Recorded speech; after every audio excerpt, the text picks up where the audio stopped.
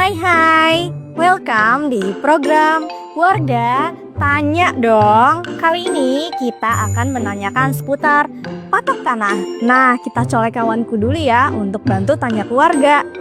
Eits. Oke kawan, siap laksanakan. Oke, selamat pagi Bu. Dengan Ibu siapa nih? Saya Ibu Wati. Oke, Bu Wati mau nanya nih Bu. Kalau menurut Ibu patok tanah itu penting gak sih Bu? Oh, penting banget karena itu untuk mengetahui batas kita ya, di mana patok-patok itu misal sebelah utara di mana, selatan, barat, timur gitu. Itu penting. Oke, halo Mas, selamat pagi. Dengan Mas siapa nih? Dengan Mas Ribat. Oke, Mas Ribat mau nanya nih Mas. Kalau misalnya ya Mas punya tanah, siapa sih Mas yang berkewajiban dalam menjaga patok tanah? Ya tentu saja pihak yang berwenang terhadap hal itu pemerintah. Tapi saya tidak tahu spesifiknya di bagian apa ya Mas.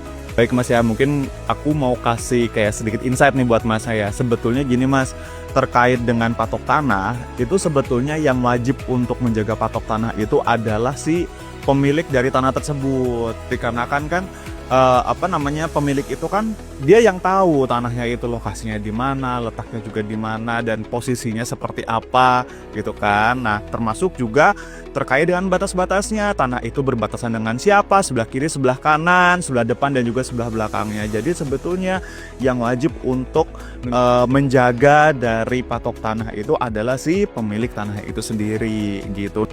Menurut Masnya, kalau sudah ada patok tanahnya ini, perlu nggak sih Mas disertifikatkan, atau hanya patok tanah saja itu sudah cukup? Oh ya, tentu saja kalau menurut saya perlu disertifikatkan karena agar menjadi sesuatu yang resmi gitu. Kalau dipatok saja mungkin bisa menjadi sengketa. Halo Pak, selamat pagi. Dan Bapak siapa Pak? Ivan.